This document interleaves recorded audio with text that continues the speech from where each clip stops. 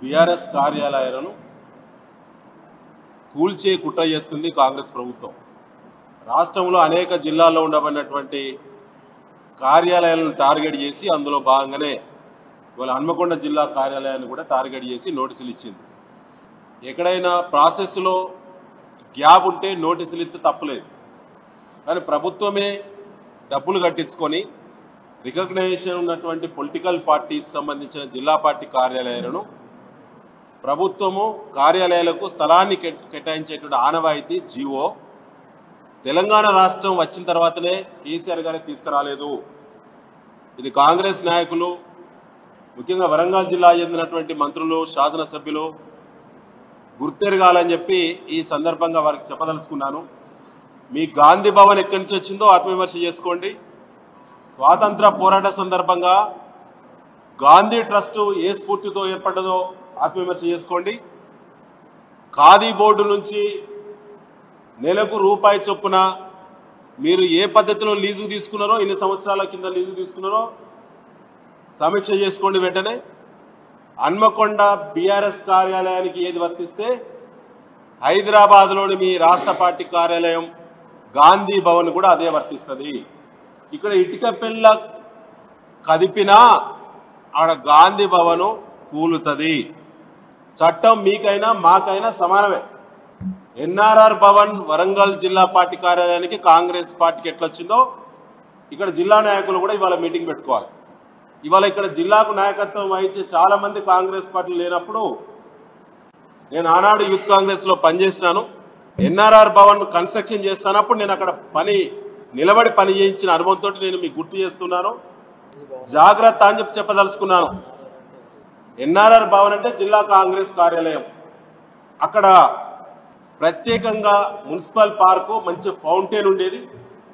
ఆ ఫోటోలు కూడా మీకు తప్పకుండా పంపిస్తాం పోస్టులో. కాంగ్రెస్ పార్టీ నాయకులారా, పార్టీ కార్యాలయాలకు ప్రజల సౌకర్యార్థం పార్టీ కార్యకలాపాలు మాత్రమే నిర్వహించడానికి మాత్రమే ప్రభుత్వాలు గుర్తింపు గల రాజకీయ పార్టీలకు నామినల్ రేట్ అండి, మార్కెట్ రేటు, ఓపెన్ రేటు, పత్రికల్లో 60 కోట్లకు ఎకరం కబ్జా అనేటువంటి తప్పుడు వార్తల ప్రకారంగా ఇయ్యరు ప్రభుత్వాలు.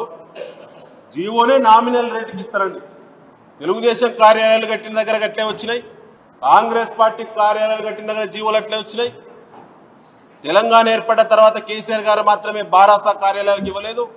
ఉమ్మడి రాష్ట్రములో కూడా కాంగ్రెస్ పార్టీ కూడా గట్లే వచ్చింది. 2008లో వైఎస్ రాజశేఖర రెడ్డి గారు ముఖ్యమంత్రిగా ఉన్నప్పుడు తెలంగాణ నడిగడ్డ హైదరాబాద్ మహానగరంలో బోయినపల్లి మెయిన్ రోడ్లో 10 ఎకరాలు రాజీవ్ గాంధీ నాలెడ్జ్ సెంటర్కు ఏ విధంగా మీకు ల్యాండ్ కేటాయించబడ్డదో ఆత్మవిమర్శ చేసుకోవాలి. 1 ఎకరా 100 కోట్ల రూపాయల విలువ చేసేటువంటి బోయినపల్లి మెయిన్ రోడ్లో 10 ఎకరాలు రాజీవ్ గాంధీ నాలెడ్జ్ సెంటర్కు వైఎస్ రాజశేఖర రెడ్డి ప్రభుత్వము ఏ జీవో ద్వారానైతే ఎంత డబ్బులు ప్రభుత్వం తీసుకొని పార్టీ దగ్గర అధికారికంగా ఇచ్చిందో ఆ జీవోను అనుసరించే హన్మకొండ కార్యాలయం తెలంగాణలోని అన్ని జిల్లా పార్టీ కార్యాలయాలు కూడా కేసీఆర్ గారి ప్రభుత్వం రూల్ ప్రకారంగా ఇచ్చింది. జాగ్రత్త అని చెప్పదలుచుకున్నాం. ఒక్క ఇటుక పెళ్ళకి అదుపుతే గాంధీ భవన్ ఒక్కటే కాదు, ఏ జిల్లాలో ఎక్కడెక్కడ కాంగ్రెస్ పార్టీ నాయకులు వాళ్ళ ప్రభుత్వాలు ఉన్నప్పుడు ఎక్కడెక్కడ ల్యాండ్ ప్రభుత్వ రేటు ప్రకారంగా ఆనాడు తీసుకొని అనుభవిస్తున్నారో అవన్నీ కూడా టచ్ చేయాల్సి వస్తుంది. ఇది అందరూ కూడా గమనించాలని చెప్పి కోరుతూ, డీవియేషన్ జరిగితే ప్రభుత్వం ఇచ్చినటువంటి భూములను కూడా వెనక్కి తీసుకునే అధికారం ప్రభుత్వానికి ఉన్నది.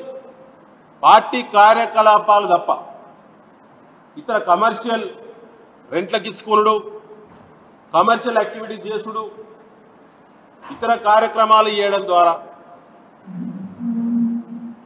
డీవియేషన్ అయితే, పర్పస్ డీవియేషన్ అయితే కేటాయించిన భూమిని తిరిగి వెనక్కి తీసుకోవచ్చు ప్రభుత్వాలు. కానీ ఇలా డీవియేషన్ జరిగింది హన్మకొండ సెంటర్లో, వరంగల్ జిల్లాలో. కాంగ్రెస్ పార్టీ జిల్లా కార్యాలయము ఇవాళ కిరాయిలకు ఇస్తున్నారు. బ్యాంకుకు కిరాయికి ఎట్లిచ్చిళ్ళు, ఆంధ్ర బ్యాంకుకు కాంగ్రెస్ పార్టీ కార్యాలయాన్ని ఎట్లా కిరాయికి ఇచ్చిళ్ళు. కరీంనగర్ పార్టీ కార్యాలయము పెళ్లిళ్లకు ఫంక్షన్ హాలే పెట్టిళ్ళు డబ్బులు తీసుకొని. ఖమ్మంలో అయితే కమర్షియల్ షెటర్లే వేసి పడేసారు. అయ్యా రాజేందర్ రెడ్డి గారు, మీరు ఇచ్చిన నోటీసు మీకే ఉరితాడవుతుంది. మీరు మీ మంత్రులు ఒకసారి వరంగల్ జిల్లాలో వెంటనే సమావేశమై ఇది ఎక్కడ దాకా పోతుందో ఒక్కసారి సమీక్షించుకోవాలని చెప్పి నేను సూచిస్తున్నాను. అదేవిధంగా ఈ మూడే కాదు, ప్రతి జిల్లాలో ఉన్నటువంటి కాంగ్రెస్ పార్టీ కార్యాలయాలన్నీ కూడా పర్పస్ డివైడ్ అయిన వాళ్ళు, కానీ మేము ఎక్కడ కాలే. మీరే సాక్ష్యం మిత్రులారా.